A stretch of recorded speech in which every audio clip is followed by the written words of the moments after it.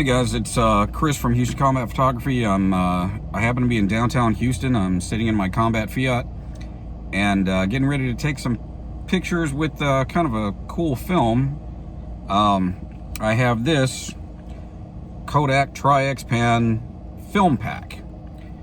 So this is an old film pack. They don't make these anymore. It holds 16 4x5 film sheets. And it's got little tabs. It's a very thin film base, and every time you pull a tab, it advances the film to the next frame. The way this thing works is you've got this film pack adapter. So you open it up, put the film pack inside, close it up, insert it into the camera. Then you've got this starter tab. You pull this tab and that advances the film to the first sheet. And then you pull your dark slide when you're ready to shoot, and you shoot. So I'm gonna be taking a few pictures today with this awesome, beautiful Graflex Super Graphic from roughly 1973-ish, 1971-ish, something like that. This is the last in the speed graphic line of cameras. So you take this thing, you take your film pack, you insert it just like a regular film holder. Okay, so it's in there. Then I'm going to take that first green tab, and I've watched enough videos on YouTube University that I think I'm doing this right. If not, well, you know, whatever. I have a few more film packs at home. So, pulling it out, and then you tear it. And that didn't tear right, but anyway, right now when I pull the film slide, it should be the dark slide, it should be ready to take a picture. So what I'm gonna do, because I can't compose through the ground glass, I'm not gonna use a rangefinder for this, and what I'm gonna do is use the wireframe finder right here, and I'm gonna use the hyperfocal distance method. So I set my aperture to f/22. Then at the top of the camera, there's that distance scale. So I am going to set the distance scale to as close as I can get to 30 feet. And then lock it down. So the little arrow is just past 25. I use a little tab down here at the front. I lock down the distance. So now theoretically, everything, when I take this picture, just composing with the wireframe finder, everything from about 15 feet away to infinity should be in acceptable focus. So we'll find out. These film packs, like I said, they don't make them anymore. They're obsolete technology. They actually used these during World War II. This is even before, if I understand correctly, this is before the Grafmatic, the one that held 6 sheets. So there's a few of these laying around in people's basements, refrigerators, things like that. I've bought 4 of them online. You can find them anywhere from, I think, like 25, 30 bucks each. I wound up finding them really cheap. The first 2 I got for like 20 bucks a piece, and the second 2 I got for 10 bucks a piece shipped. So I've never tried any of them. They are slightly larger than a regular 4x5 sheet, so I didn't know if they were going to fit in my developing tank. I found out recently they will, maybe. Although I may have to just develop 2 at a time. So this is totally an experiment. This film expired in the 1960s, and I have no idea how good it's going to be or how bad it's going to be. Its ASA is 320. I'm going to shoot it at 80. And we'll just see how it works. So I'm going to take a couple of pictures here downtown, and then I'll probably head out to the Woodlands Waterway tonight and take a few more. And I will post the results as soon as I have them. So see y'all later. Hopefully I'll get some good pictures.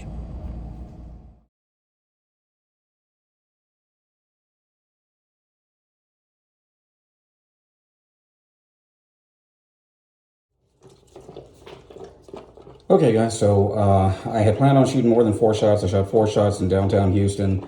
Wound up getting waylaid by my son and his orchestra performance that we didn't know anything about, so I didn't get to go to the waterway. So I pulled those 4 shots from the cartridge, from the film pack, and I just developed them. I just finished the very last part of developing them. And now I can open the tank, pull them out, and see if I got anything. And I can tell y'all, going into pitch black and opening this thing up, opening this cartridge up and trying to figure out what everything is, where everything is. There's a whole bunch more paper inside that cartridge than I thought. But eventually I figured out where the film sheets were. I did fit them into the racks in this Stearman Press developing tank.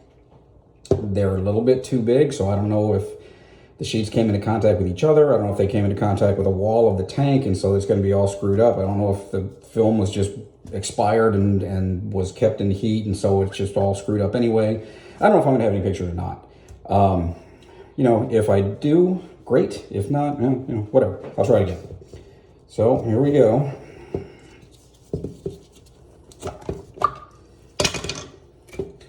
And I can see the film sheets in the middle are touching, so that's a bad sign, but maybe I'll have something on the outside sheets. Yeah, this looks bad. Holy cow.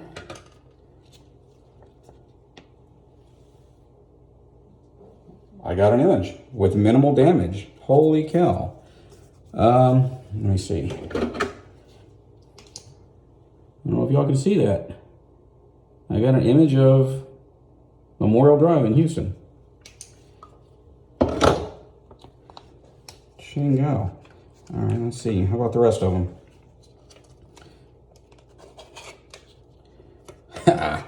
I got an image with no damage at all. Woo!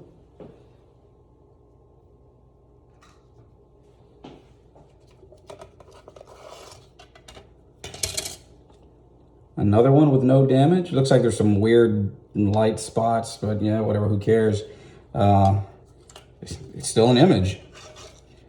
And this one, I do have some damage on the negative over there on the side, but the rest of it actually looks pretty cool. And because it's a 4x5, I can probably crop down enough to still have something good. So it worked. Outstanding. So tomorrow I will have these scanned and show you all the results. So success.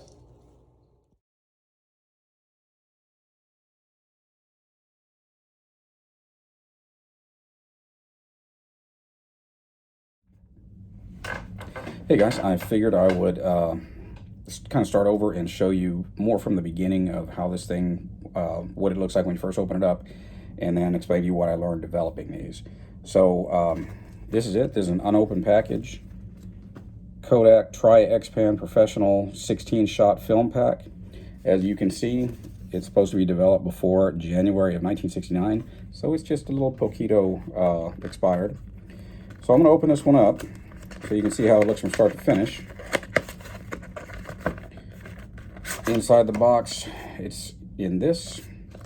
It's telling you to open that side, this side up here.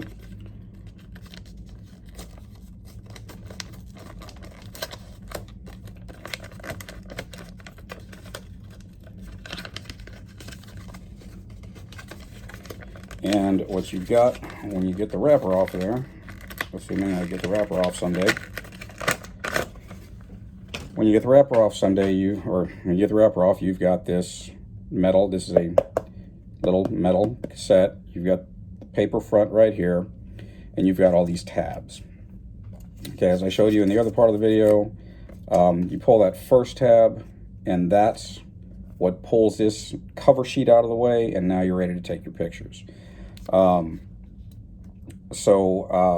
Yesterday I shot the pictures.